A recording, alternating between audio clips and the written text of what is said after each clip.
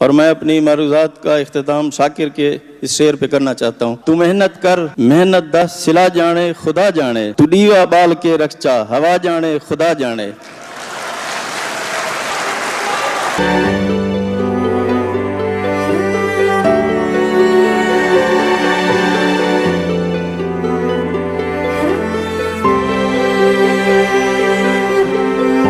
नाज़रीन, सराइकी के आलमी शोहरत याफ्ता शायर शाकिर शुजा आबादी साहब की एक वीडियो आई है जिसे देखकर हर आंख अश्कबार है, दिल दहल गया है कि हम अपने लेजेंड्स के साथ कैसा सलूक कर रहे हैं। वो लोग जिनकी शायरी गा गा कर, जिनके लिखे गाने गा गा कर लोग करोड़पति हो गए, वो ख़ुद किस तरह की ज़िंदगी गुजारने पर मजबूर हैं, कितनी तकलीफ़ें उठा रहे हैं, किस तरह फाके काटने पर मजबूर हैं और कोई उनका पुरशान हाल नहीं।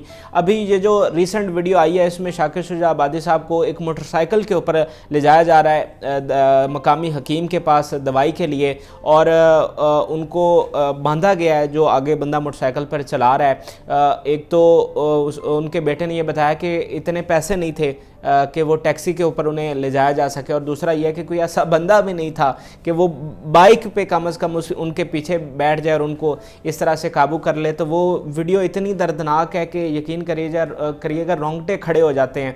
जिस तरह शाकिर शुजा आबादी साहब जो हैं वो बार बार पीछे गिर रहे हैं क्योंकि माजूरी की ज़िंदगी गुजार रहे हैं शाकिर शुजा आबादी साहब, और कोई उनका पुरसाने हाल नहीं। अभी जब से ये वीडियो नाज़रीन वायरल हुई है तो जो हुकूमती नुमाइंदे हैं उनके कान खड़े हुए हैं और कुछ इमदाद की बातें हुई हैं। जहांगीर तरीन साहब भी वहाँ पर गए हैं और दीगर जो फ़लाई तंजीमें वो भी इमदाद की बात कर रहे हैं, लेकिन मैं जो इसका असल पहलू है वो आपको दिखाना चाहता हूँ। ये तो वीडियो अभी आपने देखी और अभी आपको पता चला है कि शाकिर शुजा आबादी साहब जो हैं वो इस हाल में हैं, लेकिन दरअसल उन्हें इस हाल में ज़िंदगी गुजारते हुए बहुत अरसा बीत चुका है और वो कई सालों से इसी तरह की अज़ियतें झेल रहे हैं और एक एक लम्हा जो है वो उनका इसी तकलीफ में गुजरता है। तो मैं वो कुछ पस मंज़र आपके साथ शेयर करना चाहता हूँ जो आप लोग नहीं जानते।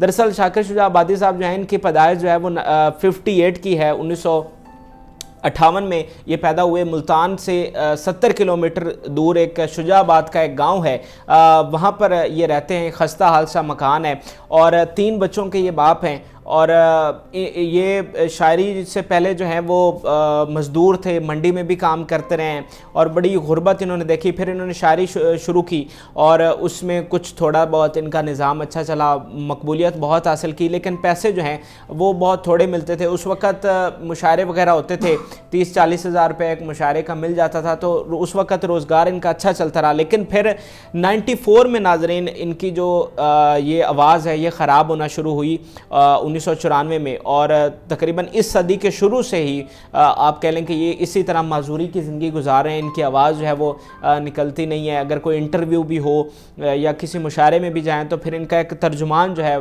कोई शागिर्द वगैरह जो है वो इनके साथ होता है जो शेर वगैरह पढ़ता है, और इनकी आवाज़ जो है वो 20 सालों से इस तरह से ख़राब है और जो माजूरी है वो भी तकरीबन 20 सालों से है, यानी चलने फिरने में भी उनको मुश्किलात का जो है वो सामना होता है। तो 20 सालों से वो इस तरह की ज़िंदगी गुजार रहे हैं। और गुर्बत के मुतालिक शाकिर शुजा आबादी साहब क्या कहते हैं, इनके कुछ इंटरव्यूज़ मैं सुन रहा था, कहते हैं कि इतने फाके काटे हैं कि 5-5 दिन तक रोटी नहीं मिली, 5-5 दिन तक भूखा रहा हूँ, और इसके अलावा सिगरेट वगैरह कभी कभार पी लेते हैं। तो ऐसा भी हुआ है कि जो अपने टुकड़े फेंके हुए थे सिगरेट्स के वो उठाकर भी दोबारा पिए, कि यानी इतनी गुर्बत और कसम पुरसी देखी। और अब देखिए जब इतनी शोहरत मिली है, यानी एक ज़माना तो वो था जब ये शायरी से पहले एक मज़दूर थे और आमियाना से ज़िंदगी गुजार रहे थे, लेकिन जब इतनी मकबूलियत मिली है और इनके गाने गा कर जो सराइकी हमारे गुलकार हैं, कितनी उन्होंने शोहरतें समेटी हैं, कितनी उन्होंने दौलत इकट्ठी की है, करोड़पति वो लोग हो चुके हैं, लेकिन जिसकी शायरी जिसके मुनासबत से उनको ये सब कुछ मिला उनका पुरसाने हाल जो है वो कोई नहीं है। और इसी तरह वो एक पसमानदा से गांव में एक छोटा सा इनका घर है, पसमानदा सा, वहाँ पर रहते हैं 3 बच्चों के साथ।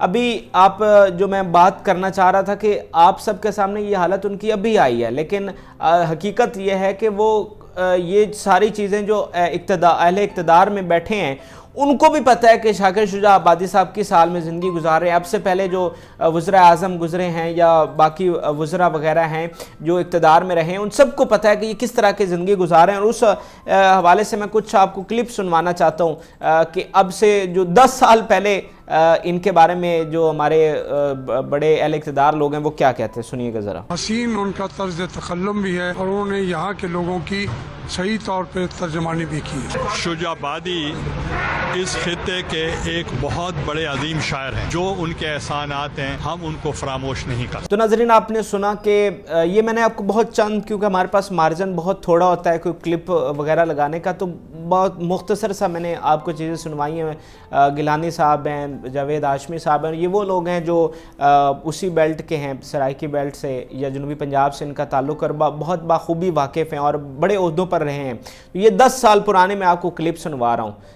तो इन सब को पता है कि शाकिर साहब किस तरह की ज़िंदगी गुजार रहे हैं।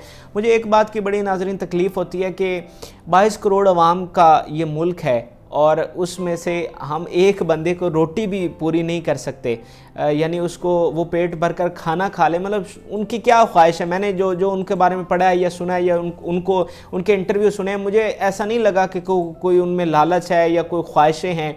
मेरे ख्याल से तो उनकी यही ख्वाहिश है कि पेट भर कर जो है वो उनको खाना मिलता रहे। तो ऐसी कोई जोड़ने की उनकी ख्वाहिश नहीं है। तो इस बात पर बड़ी तकलीफ़ होती है कि हम उनको पेट भर कर खाना भी नहीं दे सके। तो ये इससे बड़ी बेहिसी और जो है वो क्या होगी। और इनका घर जो है उसमें अलमारियां भरी पड़ी हैं अवार्ड्स के साथ। इवन सदारती अवार्ड याफ्ता जो ये हैं और हुकूमत ने भी इनको अवार्ड दिए हैं। इसके अलावा मुख्तलिफ मुशायरों में और जो तकारीम में ये जाते हैं वहाँ से जो अवार्ड्स और शील्ड्स मिली हैं इनको, तो इनकी अलमारियाँ भरी हुई हैं। लेकिन इतने सारे अवार्ड्स भी जो हैं वो इन्हें 2 वक्त की रोटी नहीं दे सकते, इनका इलाज नहीं करवा सकते। और इसके अलावा लोगों ने धोखे बड़े किए हैं शाकिर साहब के साथ, बड़े मासूम आदमी हैं। तो लोगों ने इनकी किताबें बेची हैं और बड़े वहाँ से पैसे कमाए हैं। लेकिन शाकिर साहब बताते हैं कि 1 रुपया भी इनकी किताब से इनको आज तक नहीं मिला। यानी लोगों ने लाखों रुपए इनकी किताबों से कमा लिए, लेकिन शाकिर साहब को 1 रुपया आज तक नहीं मिला। अब जब ये वीडियो नाजरीन सामने आई है तो हुकूमत पंजाब ने यह ऐलान किया है कि 36,000 रुपये माहाना वजीफ़ा दिया जाएगा शाकिर साहब को, उनके अहले खाना को। और इनका जो बेटा है एक उसको जो है वो सरकारी नौकरी भी दी जाएगी। तो ये हुकूमत पंजाब ने ऐलान किया। इसके अलावा हुकूमत पंजाब ने यह भी कहा है कि निस्तर हॉस्पिटल में उनका इलाज करवाया जाएगा और फ्री ऑफ कॉस्ट उनका इलाज होगा। अभी वो दाखिल भी हो चुके हैं निस्तर अस्पताल में और जितने भी खर्च आएगा वो सारा हुकूमत पंजाब उठाएगी। इसके अलावा सिंध हुकूमत ने ये पेशकश की है कि अगर वो वहाँ पर इलाज करवाना चाहें तो सारे खर्च वो उठाने के लिए तैयार हैं। अभी कुछ ही देर पहले जो जहांगीर तरीन साहब हैं वो भी वहाँ निश्तर अस्पताल में उनके इयादत के लिए गए हैं और 5 लाख रुपए की मदद के लिए वो उन्होंने चेक दिया है। लेकिन ये सब अच्छी बातें हैं, अच्छा है, लेकिन मतलब दुख इस बात का नाज़रीन होता है कि एक बंदा 20 सालों से इस तरह की ज़िंदगी गुजार रहा है। यानी आपने तभी उनकी मदद करनी है कि जब कोई ऐसी वीडियो वायरल हो। यानी अगर ये वीडियो वायरल नहीं होती तो फिर इसका मतलब वो इसी तरह सिसक कर और इसी तरह तकलीफ़ें उठाते हुए जो कि इतने सालों से वो उठा रहे हैं इसी तरह वो मर जाएंगे। तो ये बड़ी दुख की बात होती है कि सब चीज़ें होने के बावजूद जब कोई वीडियो सामने आती है तब उनके लिए हम जाते हैं। और वो सोचिएगा कि 20 साल एक बंदे ने और इतना बड़ा नाम जो कभी स्कूल नहीं गया लेकिन उसने इतना लिखा है कि बंदे के रोंगटे खड़े हो जाते हैं। ऐसे ज़मीर को झंझोड़ के रख देते हैं जो उनकी शायरी है। और वो कहते हैं कि मैं जो दुनिया के मज़लूम हैं उनके लिए लिखता हूँ। और गुर्बत उन्होंने कितनी उठाई है कि 5-5 दिन तक जो है उन्हें फाके उठाने पड़े हैं। तो इतने बड़े बंदे को हम जानते हुए भी कि वो किस हाल में थे, हमने उनके साथ ज़्यादती की है। अभी तो उनके लिए अब देखें बातें तो हो गई, अब ये कितना इम्प्लीमेंट होता है। हुकूमत पंजाब उनको देती है या नहीं देती, बेटे को नौकरी मिलेगी या नहीं मिलेगी और क्या होता है, अभी तो सिर्फ बातें ही हैं। लेकिन दुख इस बात का भी है जो गुजर गया अब उसका ज़िम्मेदार कौन है।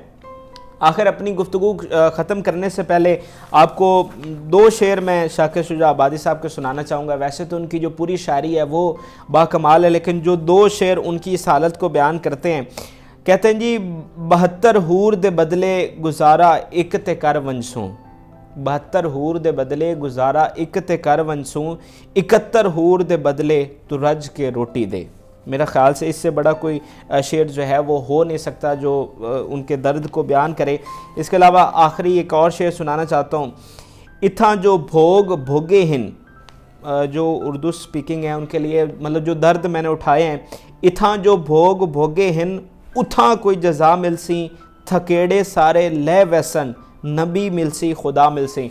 तो ये देखिए कि ये कितना बड़ा आदमी है जो इतने दुख उठाने के बाद कितना पॉजिटिव है और कितनी होपफुल है और कितना ईमान का जज्बा है। वो कहता है कि ये जो सारी मैंने मुसीबतें उठाई हैं, इस सब का जो है वो बदला मुझे उस सूरत में मिलेगा कि अल्लाह के नबी मिलेंगे और खुदा मिलेगा। तो ये बहुत बड़ी बात है। आखिर में नाज़रीन, सुहेल वड़ाइच साहब ने बहुत अरसा पहले इनका एक इंटरव्यू किया था वहाँ शुजाबाद में, जो इनका गाँव है वहाँ पर जाकर, तो उन्होंने जो इसकी एंडिंग की है वो मैं आपको सुनाना चाहता हूँ। एंड भी उसी से करना चाहता हूँ कि आज से कुछ साल पहले उन्होंने शुजाबादी साहब के बारे में क्या कहा था और आज भी हम वहीं खड़े हैं। सुनिएगा ज़रा। हम बड़े लोगों के मरने का इंतज़ार क्यों करते हैं? उन्हें उनकी ज़िंदगी में उनका हक क्यों नहीं देते? क्या शाकिर शुजाबादी जैसे बड़े लोग इसी तरह 2 कमरों के मकान में रहते रहते इस दुनिया से चले जाएंगे?